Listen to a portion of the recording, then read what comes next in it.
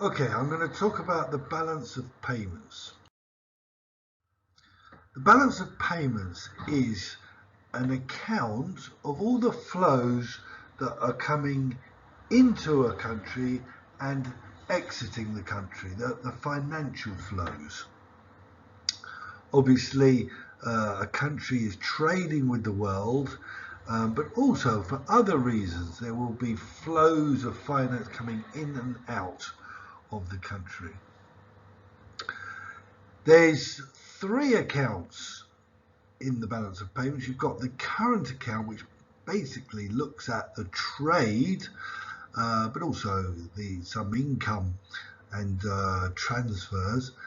But also the capital account, which is more about assets, changing the flow of assets, transfers of assets. And also the financial account, which looks at the transfers of financial assets too. The capital account is about capital and transfers of capital. So here we can think about copyrights, patents, trademarks, but also maybe you get an immigrant that's very rich, like an Arab, bringing their patrimony into your country, or maybe someone very rich like Berlusconi goes and emigrates to another country, and then there will be this transfer. But also capital accounts could be transfers of land, businesses, these types of assets. The financial account is for the transfer of financial assets. Here we've got shares, bonds, derivatives, all the near money, but also with transfers of foreign reserves, foreign currencies and gold, things like that. Now, the actual current account consists of four components. You've got trading goods. These are sometimes called visibles. We're talking about import and export of goods like cars, clothes, food. And then trading services, which are sometimes called invisibles. And here we've got imports and exports of, insurance, education, tourism, all the different types of services.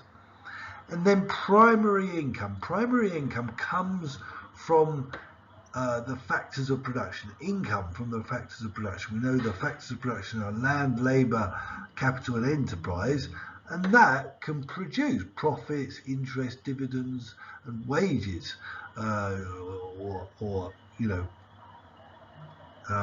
interest. So, for example, if you have a company that has some activity abroad and makes a profit, it may decide to bring the profit back to the home country, and that would be registered. Alternative, maybe you've got immigrants in Italy that send money abroad, and that could be wages going abroad, so that would be registered under primary income. Then you've got secondary income. These are government transfers to and from the international organisations. For example, maybe at the moment Italy is trying to help Ukraine with rebuilding or medical things, or even military. This would be registered as transfers in secondary income. Or foreign aid could be another one, help in Africa, that would be registered in this section. Or, for example, the yearly subscriptions to the European Union. To cover the cost of the European Union, Italy must pay billions to the European Union every year, and that would be registered here. Obviously, the European Union did give Italy a lot of money, 200 billion, I think, and again, this would be an inward flow. Now, if we look at the current accounts, the income will have the outgoings taken away, and what's left is the balance. That might be enough deficit, so that might mean we've got more going out than we've got coming in, and that's a bit worrying. Or a surplus, maybe we've got more coming in, maybe we're selling a lot of exports and not buying so much imports, etc. So that would create a trade surplus. That would be a trade surplus. But a current account balance is all the accounts together, whether that's not just the trade, that's a current account deficit or surplus or balance. Okay, now what could cause the deficit in a current account? Strangely, it could be caused by a growing domestic economy. If, for example, you are growing, you will be building, maybe you're importing a lot of raw materials, a lot of construction materials, a lot of machinery, and that importing will really mean maybe you go into deficit. So your resources are focused on buying from abroad, and that could cause a deficit. Alternatively, maybe your trading partners have declining activity, so they're in a difficult position. There's not the money around to buy your exports. That could be a cyclical problem. Maybe they're on the cycle of low growth, and that could be a bit more of a problem. But the worst problem is the structural problems. If you're not competitive, if you're really not competitive, your economic role in the world isn't working, and consumers abroad are just not buying your exports, but you're buying a lot of imports, so you're really living beyond your means. Causes of a current account surplus. That may be a declining domestic economy, because if people haven't got the money, they tend not to, if your aggregate demand's going down, they're not buying goods in the shops. Generally, the goods in the shops mainly are foreign goods. So that will have an impact, and you will end up with a surplus. Or maybe increasing economic activity in your trading partners. So if they're finding their aggregate demands are rising, they can buy your produce, your exports, and then you could end up with a surplus for that reason. You might have structural advantages. Now, this could be a good situation. Maybe your workforce is better educated, you have much better infrastructure, higher technological development in your factories, your robots, so you're able to be very competitive and sell more exports. So that could be a reason. Now, what are the consequences of the imbalances in the current account? A deficit basically shows that you're consuming more than you're producing. You're consuming more imports than you're able to produce domestically in value terms. And this might require a deficit might require a borrowing or more investment to try to get your industry better, more competitive, or maybe, you know, if the money's flowing out, let's just think about America and China.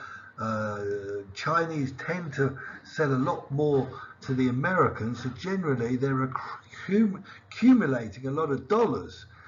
And with those dollars, they'll be buying maybe American bonds, government bonds, and that will be how it's being balanced, the trade.